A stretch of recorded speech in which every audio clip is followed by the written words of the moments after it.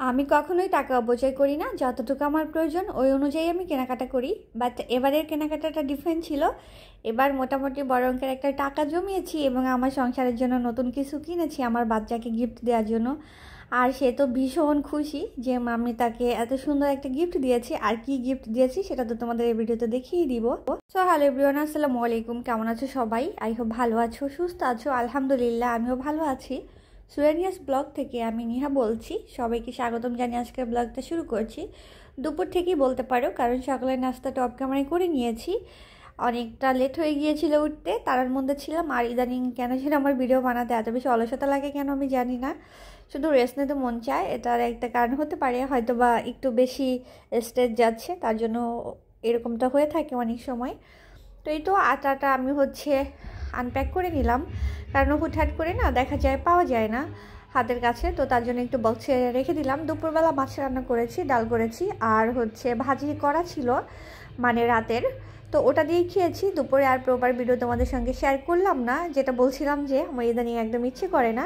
Anyways, আমার প্রিয় আপু এবং ভাইয়ারা যারা ভিডিওটা দেখা শুরু করেছো, একটা ছোট্ট লাইক করে দেখাটা কন্টিনিউ করতে পারো। আমার সাইডে অনেক বেশি নয়েজ আছে আসলে, মানে পুরান ঢাকা তো বুঝতেই পারছো, বিয়ে টিয়ে লেগেই থাকে, মানে এত বেশি নয়েজ কি বলবো, গান বাজনা চলতেই থাকে। আমি যে ভয়েস ওভার করে ভিডিও দিব সেই সময়টাও আমাকে দেয় না। তো যাই হোক, যেহেতু 2 দিন ধরে ভিডিও আপলোড দিচ্ছি না, আজকে তো দিতেই হবে। অনেকটাক্ষণ অপেক্ষা করেছি যে কখন একটু বন্ধ করবে। আমি এডিটিং করে রেখেছি কখন আমি ভয়েস ওভার করব, বাট ওরা সেই সময়টাই দিচ্ছে না।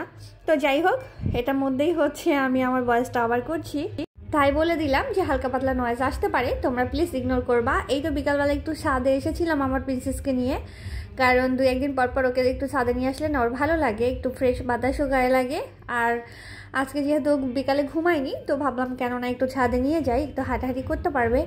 এই তো আমাকে একটা পর একটা প্রশ্ন করে যাচ্ছিল, এটা কি গাছ, এটা কিভাবে বড় হবে, এটা কয়টা ফল দিবে, এটার ফুল কি কালার, তার এত এত বেশি প্রশ্ন।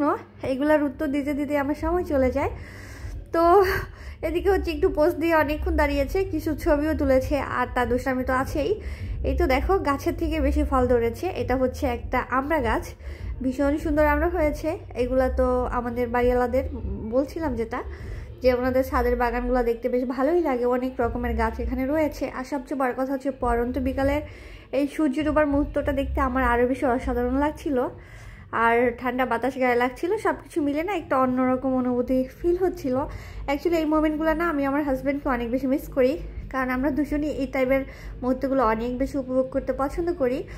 দেখা যায় রাত 2টা-3টা বাজে বেলকনিতে যে একটু কফি খাওয়া, গল্প করা, এরকম বাতাসের মধ্যে আড্ডা দেওয়া দুজনে, এই জিনিসগুলো আমরা বিয়ের আগে থেকেই মানে অনেক বেশি ফিল করতাম।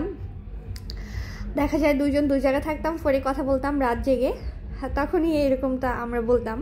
মনে হতো ও যে চাঁদ দেখছে আমিও তো সেই চাঁদটাই দেখছি, তার মানে আমরা অনেক কাছেই আছি। তো বিয়ের পর তো এটা মাত্রা আরও বেশি বেড়ে গিয়েছিল, অনেক বেশি রাত জাগতাম, অনেক বেশি গল্প করতাম, আকাশ দেখতাম, এটা ভীষণ ভালো লাগে।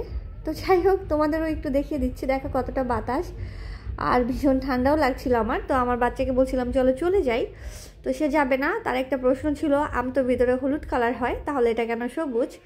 আর এই তো তার প্রশ্ন উত্তর দিতে দিতে একটা ঘুড়ি ছিঁড়ে চলে আসছে। আমার প্রিন্সেস পেয়ে তো ভীষণ খুশি হয়েছে।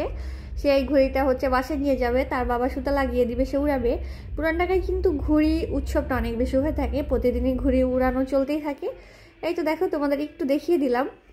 প্রায় অনেকটা সময় ছাদে ছিলাম মা মেয়ে, গল্প টল্প করে। সূর্য দেখো প্রায় কিন্তু ডুবেই যাচ্ছে, একদম মানে রক্তিম লাল হয়ে গেছে। এখন আমাদের টাটা বাই বাই বলে দিচ্ছে যে তোমরা বাসায় চলে যাও, আমিও আমার গন্তব্যে চলে যাচ্ছি। তো বাসায় চলে এসেছি, এসে একটু স্যুপ বানাবো। আর তার জন্য একটু রসুন কেটে নিয়েছি, একটু বাঁধাকপি কেটে নিয়েছি মানে কুচি করে। তো দেখা যায় কি ইদানিং রাতে না খুব একটা ভাতটা খাই না, মানে খাই না বলতে ইচ্ছা করেই খাই না, কারণ এত বেশি হেলদি হয়ে যাচ্ছি, কিছুতেই ওজন কমাতে পারছি না। একবেলা শুধু ভাত খাই দুপুরে, তারপরও দেখা যায় কোনো না কোনোভাবে মানে একটু না একটু ওজন বেড়েই যায়। তারপরে আবার গেস্ট আসলে তো কথাই নেই, খাওয়া দাওয়া অনেক বেশি ভরপুর হয়ে যায়। যদিও আমি লিমিট অনুযায়ী খাই, বাট কাজ হয় না, কেন যেন খাবার দেখলে ইদানিং খাবারের গন্ধই মনে হয় মোটা হয়ে যায়। তো রাতেবেলা দেখা যায় একবার না খেয়ে ঘুমালেও কিন্তু কি বলবো, মানে ঘুমাতে পারি না। আর না খেয়ে ঘুমানোও কিন্তু ঠিক না, যেহেতু আমার অ্যাসিডিটির প্রবলেম হয়। তো এই তো একটু চা খাচ্ছি, ইদানিং চা খাওয়াটা কমিয়ে দিয়েছি, দিনে একবার খাই, সেটা সকালে বা বিকালে, কোনো দিন 2বার খাই। বাট 3 বার কখনোই খাওয়া হয় না, এখন 2 বারের উপরে যাই না। তো এই তো সন্ধ্যাবেলা একটু চা খাবো আর হচ্ছে স্যুপ বানাবো, তার আগে হচ্ছে আমার বাচ্চার জন্য একটু নাস্তা বানাবো। সে আজকে হচ্ছে একটু ব্রেড পিৎজা খেতে চেয়েছে, তো তেমন কিছুই নাই আসলে ব্রেড পিৎজা করে দেওয়ার মতো। তো ভাবলাম কেন না সিম্পলি করে দেই, ওর একটু স্যান্ডউইচের মতো করে। আর যেহেতু একদমই ডিম পছন্দই করে না, মানে ও ভাজা ডিম খায়, বাট সিদ্ধ ডিম আজ পর্যন্ত জন্মের পরে ওকে আমি খাওয়াতে পারিনি। ওর এই এতটুকু বয়সেও কখনোই ডিম খায়নি, তবে ভেজে দিলে মাঝে মাঝে পছন্দ করে। ছোটোবেলা হচ্ছে অনেক চেষ্টা করেছি, বাট পসিবল হয়নি। আর এখন তো একটু বড় হয়েছে, কথা বলতে পারে, নিজের পছন্দ অপছন্দ সব কিছুই কিন্তু শেয়ার করতে পারে। এনিওয়েজ, এবার হচ্ছে আমার হচ্ছে টাইটেল থাম্বনেইলে কথায় আসি। অনেক তো গল্প করলাম তোমাদের সঙ্গে। অ্যাকচুয়ালি এই টাকাটা আমি কিছুদিন আগে জমিয়েছিলাম, তোমাদের দেখিয়েছিলাম। এর মধ্যেও আমি ব্যাংকটা একবার ভেঙেছিলাম, তো তখন হচ্ছে আমি গুছিয়ে রেখেছিলাম কত টাকা জমেছে। তারপরে কিন্তু খুব একটা টাকা জমানো হয়নি। তো তখন থেকেই প্ল্যান ছিল নতুন বাসায় গেলে আমার বাচ্চার জন্য কিছু একটা কিনবো। ওর যেহেতু ফেব্রুয়ারি মাসে বার্থডে, তো দেখা যায় 2 মাসে খুব একটা জমাতে পারিনি। নতুন বাসায় আসবো মানে বাসা চেঞ্জ করা কিন্তু একটা মোটামুটি বেশ বড় অঙ্কের একটা খরচের ব্যাপার। তারপরে হচ্ছে এসি টেসি লাগানো, জিনিসপত্র সব কিছু মানে নিয়ে কিছু কিছু কেনাকাটা সব কিছু মিলে না দেখা যায় আমাদের 1.5 মাসের ভাড়া চলে গেছে। 1.5 মাসের বেশি হবে, প্রায় 2 মাসের মতো ভাড়াটাই চলে গেছে। তারপরে কিছু গ্রিল মানে স্ট্যান্ড কিনেছিলাম ফুলের টবগুলো রাখার জন্য। দেন বেডশিট এটা সেটা মানে নর্মালি হয় কি আমার হাত খরচের টাকা থেকে আমি এই কাজগুলো করি, আমার হাজব্যান্ডকে এক্সট্রা প্রেশার দেই না, ওর থেকে এক্সট্রা করে নিই না। দেখা যায় 1500, 200, 150 টাকা যখন সেরকম হচ্ছে ও আমাকে দেয় খরচের জন্য, ওই টাকাটা জমিয়ে কিন্তু আমি এই কাজগুলো করি, এক্সট্রা করে আর ওর থেকে এই কাজের জন্য টাকা নিই না। তো এবার হচ্ছে মোটামুটি যেটা বললাম যে ভালোই মোটা অঙ্কের একটা টাকা জমিয়েছি বলবো না, বাট যতটুকু জমিয়েছি সেটা আমার জন্য বেশ ভালোই ছিল। তো আমার বাচ্চার অনেক দিনের ইচ্ছা ছিল ওকে একটা সোফা কিনে দেবো আমি, যেহেতু আমার ফ্ল্যাটটা মোটামুটি মানে খুব একটা বড় না, যতটুকু আছে আলহামদুলিল্লাহ আর ফার্নিচার দিয়ে ভরা।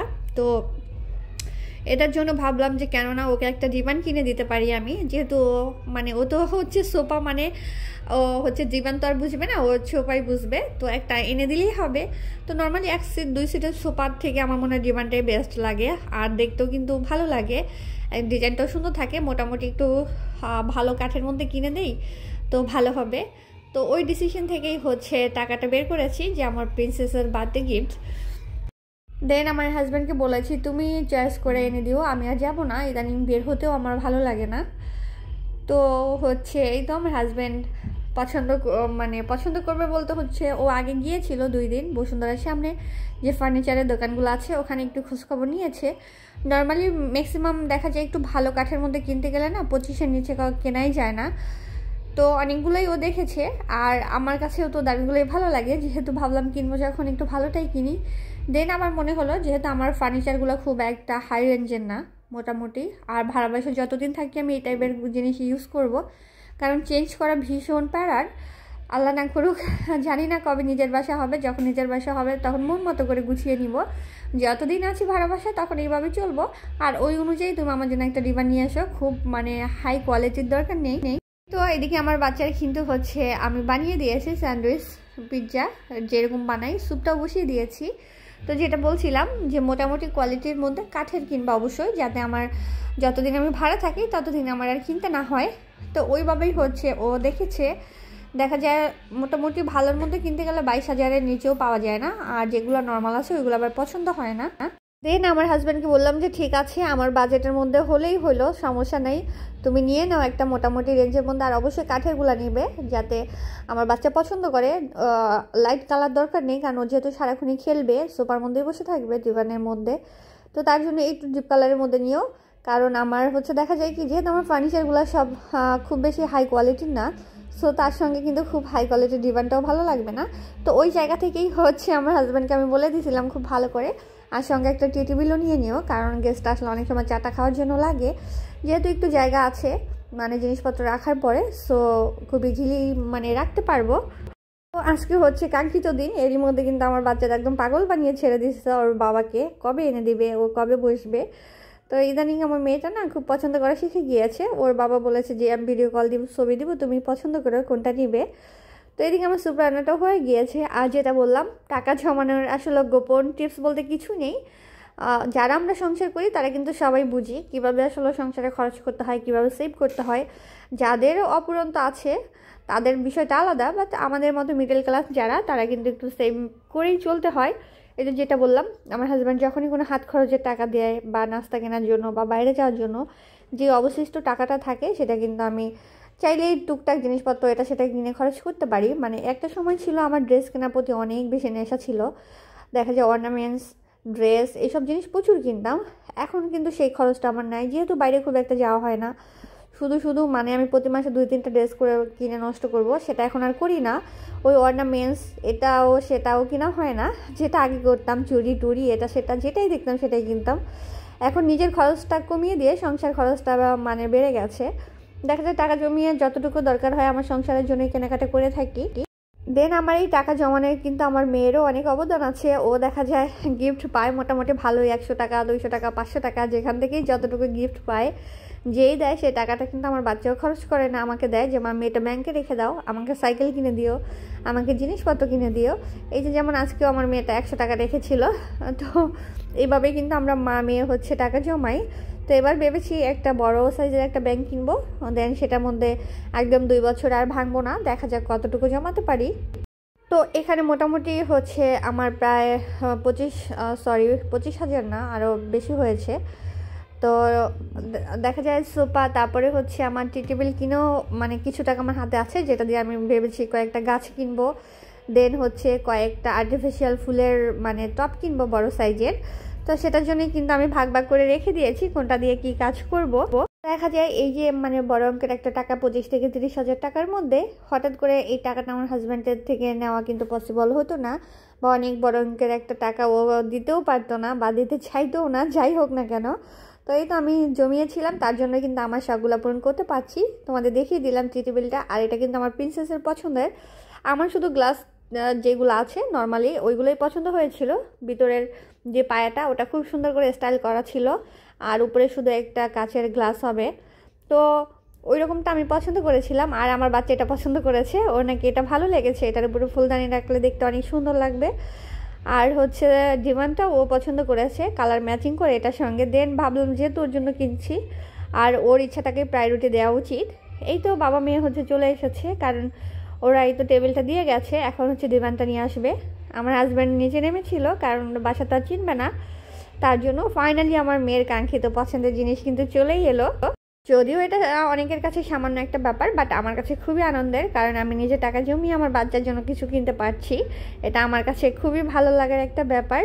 তো দেখা যায় কি একটু একটু করেই কিন্তু মানে কি বলবো, ভালো কিছু করা যায়। বিন্দু বিন্দুতেই কিন্তু সিন্ধু গড়ে ওঠে, কখনোই মানে হুট করে সব কিছু সম্ভব না। আর যারা পারে তারা তো বড়লোকই বলো, আমাদের মতো মিডল ক্লাস একদমই নয়। তো যাই হোক, এটা কিন্তু কাঠের, আর কাঠের উপরে গোল্ডেন কালার হচ্ছে কালার করা, দেখতে অনেকটা কি বলবো প্লাস্টিক প্লাস্টিক লাগছিল আমার কাছে। তো আমার মেয়ে যেহেতু পছন্দ করেছে, আর আমি যেহেতু একটু ডার্ক কালার নিতে বলেছিলাম, যে লাইট কালার দরকার নেই, নষ্ট হয়ে যাবে, যেহেতু ওর জন্য কিনছি, ও এটা এই বাসায় যতদিন ভাড়া থাকবে ততদিন খেলে টেলে নষ্ট করে ফেলুক, তাতে এখন কোনো আফসোস নেই। তো এই তো ফাইনালি কিন্তু নিয়ে এসেছে। আমার বাচ্চাটা এত বেশি খুশি হয়েছে কি বলবো, ওকে বললাম ঠিক আছে তোমার রুমটা আমি সুন্দর করে গুছিয়ে দিব, দেন তুমি দেখো। ওরা একটু ক্লিন করে দিচ্ছে, কারণ ভিতরে অনেক ময়লা টলা ছিল। তো এই তো গ্লাসটাকে নামিয়ে ওদের কি একটা মেডিসিনের মতো আছে, ওটা দিয়ে ক্লিন করছে, একদম চকচকা হয়ে যাচ্ছে মুহূর্তের মধ্যেই। টি টেবিলটা আমার খুব একটা ভালো লাগেনি, আবার আনার পর ভালো লাগছে, কারণ আসলে সোফার সাথে ম্যাচিং হয়েছে। আমার বাচ্চাটারা আসলে বলতে হবে ছোট মানুষ হলেও পছন্দটা খুব ভালো আছে। নেক্সট ভিডিওতে তোমাদের একদম পুরো রুমটাই দেখিয়ে দিব। আজকে আর ভিডিওটা বড় করছি না, এখানেই শেষ করছি। সবাই ভালো থেকো, সুস্থ থেকো, সবার জন্য অনেক অনেক দোয়া এবং ভালোবাসা থাকবে। আল্লাহ হাফেজ সবাইকে।